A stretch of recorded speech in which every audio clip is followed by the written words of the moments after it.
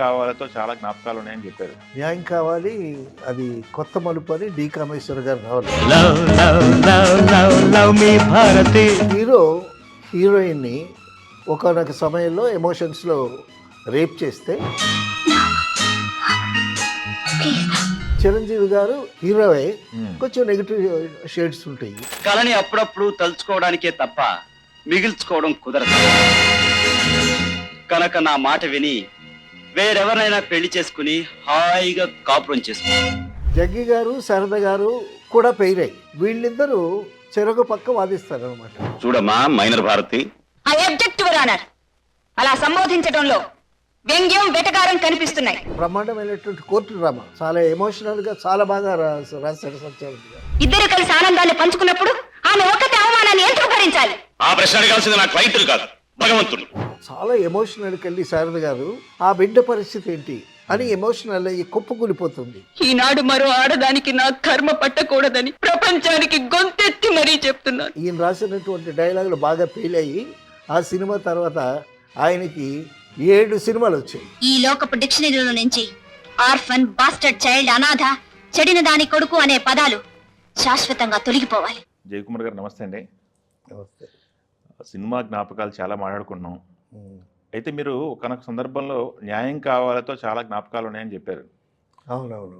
ఆ సినిమాకు మీకున్న జ్ఞాపకాలు ఏంటి? ఆ సినిమా స్టోరీ కానీ ఆ స్టోరీని ఇప్పుడు రివ్యూ చేసుకుంటే ఎందుకు అలా ఆడింది, ఎందుకు అలా జనానికి పట్టింది అనేది. న్యాయం కావాలి, అది కొత్త మలుపు అని డి కామేశ్వర్ గారు నవల. క్రాంతి కుమార్ గారు నవల్స్ బాగా చదువుతాడు. ఓకే. మెడ్రాస్లో ఒక ఆయన ఉన్నాడు, పెద్ద ఆయన. వచ్చిన నవల్స్ అన్నీ కట్టలు కట్టలు తెచ్చి ఈయనకి చూపించి అందులో సెలెక్ట్ చేసుకుంటాడు. ఓకే. ఆ నవల్స్ చదువుతుంటాడు. He's a very good reader. అందులో దొరికినటువంటి ఒక కొత్త మలుపు అనేటటువంటి నవల డి కామేశ్వర్ రాసింది. అది న్యాయం కావాలి సినిమాగా తయారైంది అనమాట. దీనికి ముందు ఒక సబ్జెక్ట్ తయారు చేశాం. ఆ సబ్జెక్ట్ ఏంటంటే క్లైమాక్స్ వరకు వచ్చింది. క్లైమాక్స్ వరకు వచ్చి ఆగిపోయింది. క్లైమాక్స్ వర్కౌట్ చేయాలి. తర్వాత క్రాంతి కుమార్ గారు, నేను గుంటూరు నుంచి వచ్చిన తర్వాత ఆ కథ వినమన్నారు. సో పాముగ్రోలో సత్యానంద్ గారి దగ్గరికి వెళితే ఆయన కథ చెప్పారు. అది యాక్షన్ సినిమా, 2 హీరోలు. ఆ సినిమా తీస్తే చిరంజీవి గారిని, మోహన్ బాబు గారిని ఇద్దరిని పెట్టి తీయాలి. అది యాక్షన్ సినిమా. క్లైమాక్స్ ఇంకా రెడీ అవ్వాల. నాకెందుకు ఆ కథ రుచించకపోయేసరికి ఎలా ఉంది కథ అని అంటే మాదిరిగా ఉందండి అన్నాను క్రాంతి కుమార్తో. సో అది డ్రాప్ అయింది. అంతకుముందు మరొక కథ, అదేంటంటే సంజయ్ ఫస్ట్ సినిమా కోదండరామరెడ్డి గారిది. అది దొరసామరాజు గారు చూసి క్రాంతి గారితో చెప్పారు, ఏమని, సంజయ్ సినిమా బాగా చేశాడయ్యా, నువ్వు చూడు, సినిమా చూడు, ఆ కుర్రోడు పైకి వస్తాడు, డైరెక్షన్ బాగానే ఉంది, అది ఇదని చెప్తే క్రాంతి కుమార్ గారు ఆ సినిమా చూశారు, సంజయ్ సినిమా చూశారు. చూసి కోదండరామరెడ్డిని పిలిచి, బాగానే ఉందయ్యా, నెక్స్ట్ సినిమా నువ్వు డైరెక్ట్ చెయ్యి అని అన్నారు. అని ఒక కథ చెప్పారు. చిరంజీవి గారు, మోహన్ బాబు గారు యాక్ట్ చేయబోయేటటువంటి కథ కిరాయి రౌడీలు అనుకునేది ముందు. ఆ కథ ముందు నాకు నచ్చలేదు. తర్వాత కోదండరామరెడ్డి గారికి క్రాంతి కుమార్ గారి కథ చెప్తే కోదండరామరెడ్డి గారికి ఆ కథ నచ్చలేదు. అయితే డైరెక్షన్ ఛాన్స్, క్రాంతి కుమార్ మంచి ప్రొడ్యూసరు, కథ నచ్చలేదు అని చెప్తే వచ్చిన అవకాశం పోతుందేమో అని ఆయన తటపటాయించి చటర్జీ గారి పరిచయం ఆయనకి. చటర్జీ గారి దగ్గరికి వెళ్ళి, చటర్జీ గారు, బెనర్జీ గారు, క్రాంతి కుమార్ గారు, మురళీమోహన్ గారు, వీళ్ళంతా ఒక గ్రూపు.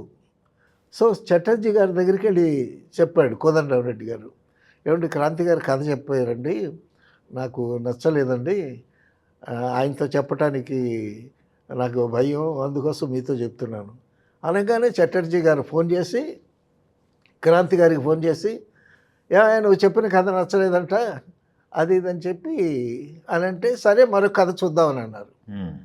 అప్పుడు కిరాయి రౌడీ కథ అనుకున్నారు. అది కూడా పోయిన తర్వాత కొత్త మలుపు అనేటటువంటి నవల కథగా ఫైనల్ అయిందనమాట.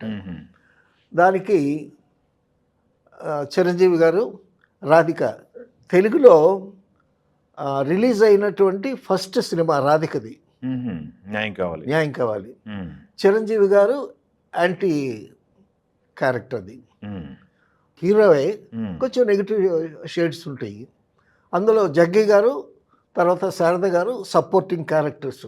ఉమ్, అయితే ఆ కథ ఏంటంటే హీరో హీరోయిన్ని ఒకనొక సమయంలో ఎమోషన్స్లో రేప్ చేస్తే ఓకే. ఈ అమ్మాయి పెళ్లి చేసుకోమంటే తను పెళ్లి చేసుకోకపోతే అప్పుడు కోర్టును ఆశ్రయిస్తుంది అనమాట. సురేష్, మనిద్దరం ప్రేమించుకున్నాం, పెళ్లి చేసుకున్నాం అనుకున్నాం, కలిసి తిరిగాం. ఇదంతా అయ్యాక ఇప్పుడు మరొకరిని పెళ్లి చేసుకోమంటావా? భారతి, ప్రేమ వేరు, పెళ్లి వేరు. ప్రేమ అందమైన కళ లాంటిది, పెళ్లి వాస్తవం లాంటిది. కళని అప్పుడప్పుడు తలుచుకోవడానికే తప్ప మిగిల్చుకోవడం కుదరదు. కనుక నా మాట విని వేరెవరినైనా పెళ్లి చేసుకుని హాయిగా కాపురం చేసుకో. రాస్కెల్, ఏమిట్రా కరెక్ట్? ఆడదాంతో అవసరం తీర్చుకుని దాన్ని వదిలించుకోవడానికి అడ్డమైన కబుర్లు చెప్తావా? అబద్ధాలు చెప్పి నన్ను నమ్మించి ఇప్పుడు ఎవరి దారి వాళ్ళది అంటావా? ఒరే, నీ ప్రేమ నిజం అనుకోవటం, నిన్ను మనిషి అనుకోవటం నాదిరా తప్పు. నీలాంటి వాణ్ణి నిలువున నరికేసిన పాప లేదురా. I hate you, I hate you,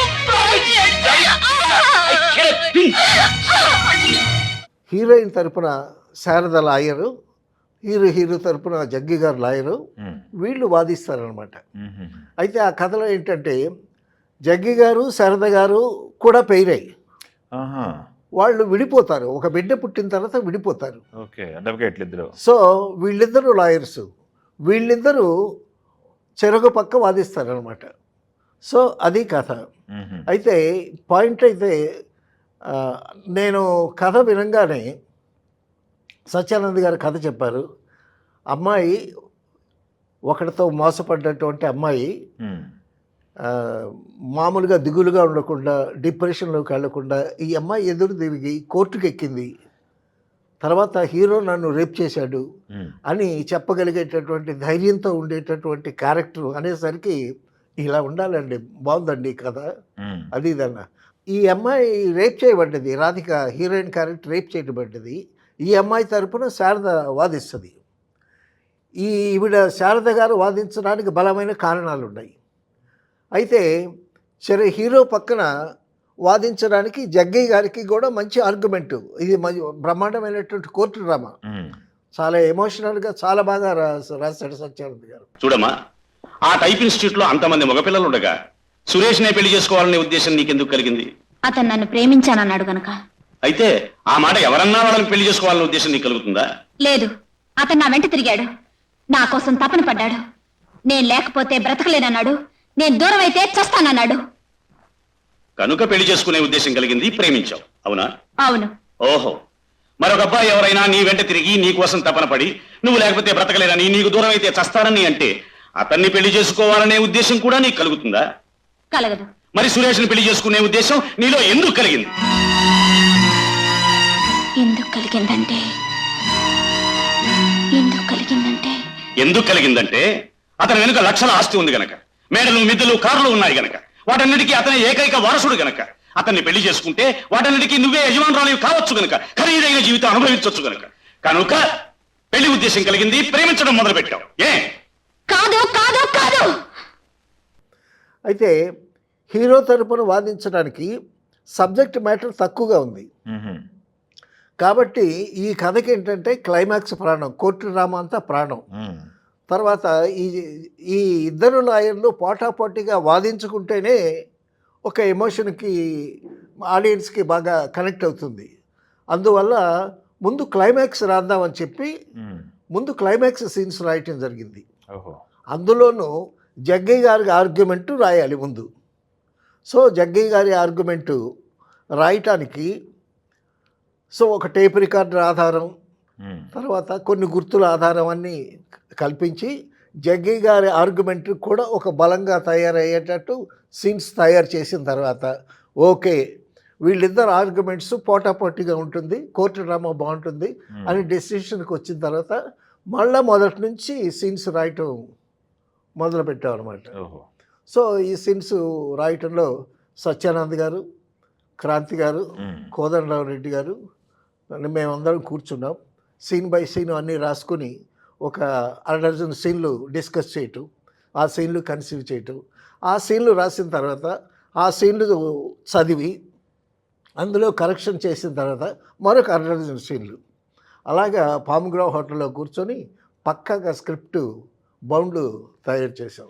Bharati అనబడే ఈ మైనారిటీ తీరని అమ్మాయి అతి తెలివైంది, ముందు చూపు కలదు. ఆస్తిపరుడైన నా క్లయింట్ సురేష్ను పెళ్లి చేసుకుంటే ఐశ్వర్యంతో హాయిగా సుఖపడవచ్చు అనుకుంది. ప్రేమించడం ప్రారంభించింది. పార్కులకి సినిమాలకి తిరుగుతూ అతన్ని తన ఆకర్షణలోకి లాక్కుంది. వీలైనప్పుడల్లా పెళ్లికి తొందర పెట్టి. కానీ సురేష్ ఎప్పుడూ పెళ్లి ప్రసక్తి తేలేదు, పెళ్లికి సరే అనలేదు. ఇలాగే కొనసాగితే తన లక్ష్యం నెరవేరదని, లక్షలకి అధికారిని కాలేనని తన స్త్రీత్వాన్ని ఎరగా వేసి తన శీలాన్ని లంచంగా పెట్టి అతన్ని తనవాణ్ణిగా చేసుకోవాలనుకుంది. ఉన్న ఊళ్ళో అది కుదరదు గనుక బీచ్ గెస్ట్ హౌస్ లో దానికోసం ప్రయత్నం చేసింది. I object your honour. చెప్పిన మాటల్ని అడ్డం తిప్పి జరిగిన సంఘటనల్ని తలకిందులు చేసి నా క్లయింట్ సురేష్ను వశపరచుకోవడానికి ప్రయత్నించినట్టుగా కట్టుకదల్లుతున్నారు లాయర్ దయానిధి. చిరంజీవి గారి పరిస్థితి నెగిటివ్ క్యారెక్టర్ అంటే అప్పుడు ఆయన చెప్తే ఆయన మొదటి అంటే హీరో క్రాంతి గారు సబ్జెక్ట్ అంటే క్రాంతి గారు అని అంటే ఆయన నో అనరు కదా. ఓకే. అందులో అసలు సినిమా అద్భుతంగా ఆడింది. మ్మ్. తర్వాత ఆయనది నెగిటివ్ షేడ్స్ ఉన్న క్యారెక్టర్ అయినా సరే కొంచెం కామెడీ టైపులో ఆయన డైలాగ్స్ అంటే ఉంటాయి. మ్మ్. అంటే నేను రేప్ చేశాను అంటున్నారు కదా, రేప్ చేసిన దానికి రుజువులు ఏమన్నా ఉన్నాయని అడుగుతాడు. సో దానికి సమర్థవంతంగా ఇటువైపు లాయరు శారద గారు చెప్తూ ఉంటుంది అనమాట. హీరోయిన్ల వైపు ఆర్గ్యుమెంటు వీళ్ళిద్దరు లాయర్లు జరుగుతూ ఉండేటప్పుడు చాలా ఎమోషనల్కి వెళ్ళి శారద గారు అంటే తనని జగ్గి గారు వదిలిపెట్టాడు కదా ఒక బిడ్డ పుట్టిన తర్వాత, ఆ బిడ్డ పరిస్థితి ఏంటి అని ఎమోషనల్ అయ్యి కుప్పకూలిపోతుంది. యువర్ ఆనర్, ఆనాడు సీతను అనుమానించి అడవికి పంపాడు రాముడు, శకుంతల్ని మోసం చేసి వెళ్ళిపోయాడు దుష్యంతుడు అని కథలు చదువుకుంటున్నాం. నిజానికి ఆ రాముడికి ఆ దుష్యంతుడికి వారసులు ఈనాడు ఈ సమాజంలోనూ ఉన్నారు. వాళ్ళందరికీ తెలియవలసింది ఒక్కటే, ఈనాటి ఆడది ఆనాటి సీతల అడవికి వెళ్లి ఏడవదు, న్యాయస్థానంలో నిలిచి అలాంటి దౌర్భాగ్యపు మనసున్న మొగుడు నుంచి విడాకులు అడుగుతుంది. ఈనాటి ఆడది ఆనాటి శకుంతల అనాథల అడవికి వెళ్లి బిడ్డను కనదు, న్యాయస్థానంలో నిలిచి తన బిడ్డకి తండ్రి ఫలానాన్ని నిరూపిస్తుంది. అందుకు ఈ భారతే ఉదాహరణ. ఈవిడికి జరిగిన అన్యాయం వేలు లక్షల మందికి జరుగుతోంది. అయితే ఇలాంటి పాత కథలకి కొత్త మలుపు తిప్పి కొత్త ముగింపు ఇవ్వాలని కోర్టువాది కోరుతున్నాను.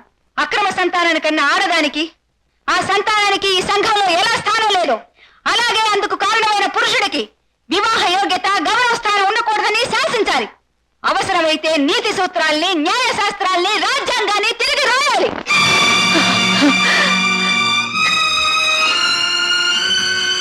ఆనాడు ఈ లోకంలో అనాథలుండరు, కాలు జారిన కన్నెలుండరు, పెళ్లి గాని తల్లులుండరు.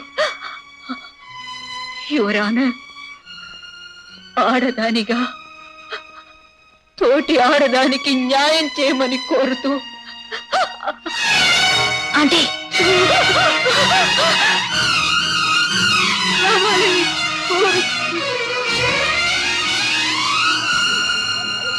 సో ఆ విధంగా ఒక మంచి ఎమోషనల్ సీన్స్ డ్రైవ్ అయ్యి చాలా బాగా కనెక్ట్ అయింది. ఓకే. అందులో న్యాయం కావాలకి కోర్టు సీన్లో ఒకటి ప్రాణం అన్నారు. ప్రాణం కోర్టు సీన్లు ప్రాణం. ఆ కోర్టు సీన్ రాసిన తర్వాత బిగినింగ్ నుంచి మళ్ళా రాసుకొచ్చాం అనమాట.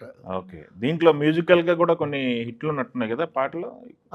దీంట్లో పాటలు కూడా బాగానే, చక్రవర్తి గారు మ్యూజిక్, పాటలు, తర్వాత సెంటిమెంట్స్ అవన్నీ బాగా వర్కౌట్ అయ్యాయి. మెయిన్గా ఏంటంటే చిరంజీవి గారు రాధిక కలిసి తిరగటం, ఆ విధంగా.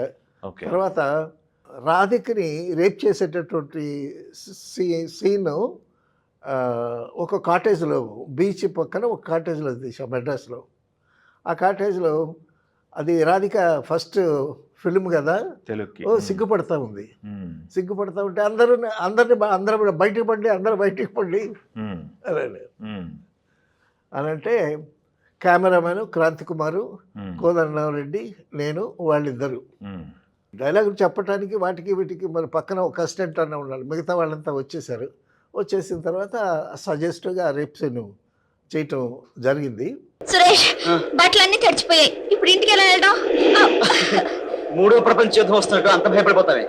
ఇక్కడ గెస్ట్ హౌస్ అద్దెకిస్తారు, అవి తీసుకుని బట్టలు నాడిపోయి వెళ్ళిపోదాం. ఓకే, లోపల భారతి అక్కడ పోయే కమిట్ సైడ్. ఏమిటి గదంతా?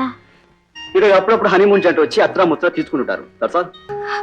సురేష్ నాకు భయంగా ఉంది. భారతి ఏమిటా కన్నీళ్ళు? ఇప్పుడు ఏం జరిగిందని? సురేష్ తొందరపడ్డామేమో. కాదు, సుఖపడ్డాం. చూడు భారతి, జరిగిన దాంట్లో తప్పే ఉంది. ఇది సృష్టి సహజం. దర్శా న్యాయం కావాలి సినిమా రిలీజ్ అయింది. రిలీజ్కి నేను గుంటూరు వెళ్ళాను. గుంటూరు వెళ్ళి మా ఫ్యామిలీ మొత్తాన్ని సినిమాకి తీసుకెళ్ళాను. నా వైఫ్, మా ఇద్దరు పిల్లలు, చిన్న పిల్లలు అప్పుడు. తర్వాత మా అత్తమ్మను కూడా తీసుకెళ్ళాను. తీసుకెళ్ళి సినిమా చూస్తున్నాం. సినిమా చూస్తుంటే ఈ రేప్ సీన్ వచ్చేసరికి మా అత్తమ్మేమో ఇదేమి సినిమా అని మా పిల్లలు కళ్ళు మూసేసింది. ఓకే. సత్యానంద్ గారు కోర్టు సీన్లు అయితే చాలా అద్భుతంగా రాశారు. కోర్టు సీన్లు అసలు సత్యానంద్ గారు కోర్టు సీన్లు రాయటంలో ఎక్స్పర్ట్. మాయదారు ఆదిత్య సుబ్బారావు గారు మాయదారి మల్లి గారు సినిమా తీశారు. దానికి ఎన్ఆర్ నంది గారు డైలాగులు. ఒక అస్వస్థత వల్ల ఎన్ఆర్ నంది గారు సగం వరకు సీన్లు రాసి మిగతా సగం ఇవ్వలేకపోయారు. అప్పుడు సత్యానంద్ గారు మేనల్లుడు అవుతాడు ఆదర్శ సుబ్బారావు గారికి. ఇది నువ్వేదో రైటర్ అంటున్నావు, ఆ సీన్లు రాయి అని అన్నాడు. అని అంటే ఆయన రాశాడు. రాసి అందులో కూడా కోర్టు డ్రామా ఉంది. ఆ కోర్టు సీన్లో అద్భుతంగా రాశాడు సత్యానంద్ గారు. మాయదారి మల్లిగాడు సినిమా ఈయన రాసినటువంటి డైలాగులు బాగా ఫెయిల్ అయ్యి ఆ సినిమా తర్వాత ఆయనకి 7 సినిమాలు వచ్చాయి సత్యానంద్ గారికి. సో ఆ విధంగా ఈ కోర్టు డ్రామా కూడా సత్యానంద్ గారు చాలా అద్భుతంగా రాశారు. సినిమా చాలా బాగా వచ్చింది. ఈ కేసంతా పరిశీలించాక, వాద ప్రతివాదనలు విన్న తర్వాత ఫిర్యాదు కుమారి భారతి ఇంకా మైనర్ అయినందువల్ల సురేష్ కుమార్ ఆమెతో అక్రమ సంబంధం కలిగి ఉండటం ఐపీసీ సెక్షన్ 420 ప్రకారం నేరం. జరిగిన దానిలో ఇద్దరూ బాధ్యులైనా కుమారి భారతి అతన్ని పెళ్లి చేసుకోమని కోరినా అతడు నిరాకరించాడు కనుక ఆమెనతను మోసగించినట్టుగా కోర్టు వారు నిర్ణయించారు.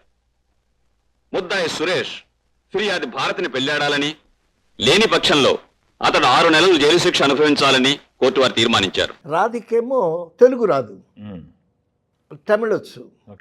తమిళ వచ్చి అయితే రాధిక డైలాగులు నేను నేర్పించడం అనమాట. నేను ఇంగ్లీష్లో చెప్పడం.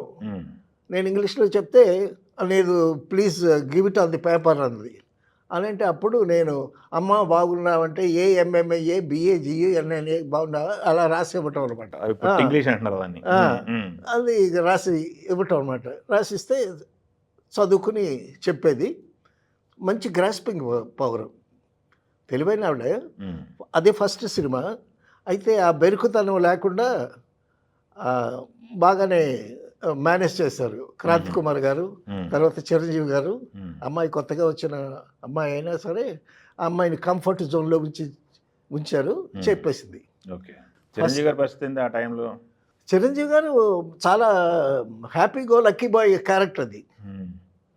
సో ఆ విధంగా ఆయన క్యారెక్టర్లో కొంచెం కామెడీ పంచెస్, తర్వాత పాటల్లో మంచి మంచి పాటలు, డాన్సులు గిన్సులు అవన్నీ ఆయన హీరోకు ఉండాల్సినటువంటి పర్ఫార్మెన్స్ అంతా ఉంది. ఆయన ఏం తక్కువ చేయలేదు అందులో. బుడి బుడి బిడియంగా మల్లపుల్ల ఒడియంగా నవ్వే సిందిర లవ్వే నందిర నవ్వే సిందిర లవ్వే నందిర మరుల బురులు పడిపోయిన ఏ వేళ బుడి బుడి బిడియల్లో కౌగిలి కడియల్లో పువ్వే తీసుకో నవ్వే కోసుకో పువ్వే తీసుకో నవ్వే కోసుకో మరల మెరలు వెదజల్లిన ఈ వేళ. ఈవిడ సెకండ్ పిక్చర్కి వచ్చేసరికి నేను వైట్ పేపర్ను పెన్న ఇవ్వబోయా రాధకి, రాసుకుంటుందేమని. నోట్లో ఏదో కిళ్ళి ఏదో వేసుకొని అంది. అంటే పేపర్ అక్కర్లేదని. మరి ఎలా చెప్తానంటే అంది, మ్మ్. నువ్వు నోటితో చెప్పు, నేను చెబుతా విని చెప్పేస్తాను అంది. ఓ అంత grasping. Okay she very intelligent lady. Okay తర్వాత ఆవిడ అద్భుతమైనటువంటి హీరోయిన్గా అయింది. మ్మ్. తెలుగులో రిలీజ్ అయిన ఫస్ట్ పిక్చర్ రాధిక గారిది. మ్మ్. ఆ సినిమా ప్రివ్యూ వేస్తున్నాం. ఆ ప్రివ్యూలో ఎవరు, క్రాంతికుమార్ గారు, తర్వాత కోదండరామరెడ్డి గారు, తర్వాత దొరసామరాజు గారు, ఒక ముఖ్యులు ఒక 4-5 చూస్తున్నాం. నేను కూడా ఉన్నాను వాళ్ళతో. ఏమైనా కరెక్షన్స్ ఉంటే నోట్ చేసుకోవాలి కదా. మరి చిరంజీవి గారు సినిమా చూడాలి. మ్మ్. చిరంజీవి గారి ప్రివ్యూ వేస్తున్నారని తెలిసి ఈయన హాల్లోకి పిలవలేదు కదా చిరంజీవి గారిని. ఇప్పుడు ప్రొడ్యూసరు, డైరెక్టర్ల స్టాఫ్ ఫస్ట్ కాపీ చూసి అందులో ఏమైనా కరెక్షన్స్ ఉంటే ఆ కరెక్షన్స్ చేసుకున్న తర్వాత కదా ఫైనల్గా ఫైనల్గా హీరో గారికి ఉంటుంది. చూపిస్తున్నారు. మ్మ్. సో అటువంటప్పుడు మరి పిలవరు కదా. చిరంజీవి గారికి ఏమో సినిమా చూడాలి, ఎలా వచ్చిందో సినిమా చూడాలి. ఈయన చిరంజీవి గారు క్యాబిన్ రూమ్లోకి వెళ్ళాడు. మ్మ్. Projection room. క్యాబిన్ రూమ్లోకి వెళ్ళి హోల్స్ ఉంటాయి కదా, ఆ హోల్స్ నుంచి సినిమా చూస్తున్నాడు అనమాట. దానికి రాజా అని ఒక ఎడిటింగ్ అసిస్టెంట్, వాడి సహకారంతో నువ్వు క్రాంతి గారు వస్తే చెప్పు అది ఇది అని చెప్పి, సో మొత్తానికి ఆ క్యాబిన్లో నుంచి చిరంజీవి గారు ఆ సినిమా చూశారనమాట. ఒక ఆడదాన్ని అమ్మని చేసి వదిలేసి మరొక ఆడదాని మెళ్ళలో తాళి కట్టేవాళ్ళని ఏం చేసినా పాపం లేదు. అటు ఆడదాని మీద ఇటు తాళిబొట్టు మీద కూడా గౌరవం లేని నా భర్తకి అతను అనుభవించిన 6 నెలల శిక్ష చాలదు. జన్మ జన్మలకి మళ్ళీ ఆ తప్పు చేయనంత కఠినమైన శిక్ష వేయాలి. అంత మాట అనకు జయ. బాధ్యత తెలియని వయస్సులో అందమైన వస్తువులు అందుకోవాలనుకునే రోజుల్లో ప్రేమంటే తేలిక అర్థం చెప్పుకునే ప్రతి కుర్రవాడిలాగే నేను ప్రవర్తించాను. భారతికి అన్యాయం చేశాను. చూడండి, మనం ఏం పాపం చేశామా, దేవుడు మనకు బిడ్డల్ని ఇవ్వలేదని మీతో ఎన్నోసార్లు అన్నాను, గుర్తుందా? ఇప్పుడు నాకు అర్థమైందండి, ఆవిడకి మీరు చేసిన అన్యాయమేనండి దానికి కారణం. సృష్టి చేసే దేవుడు ఉన్నాడో లేడో నాకు తెలియదు, కానీ ఒక ప్రాణిని సృష్టించి లోకంలోకి తెచ్చే ఆడది కనిపించే దేవత అండి, దేవత.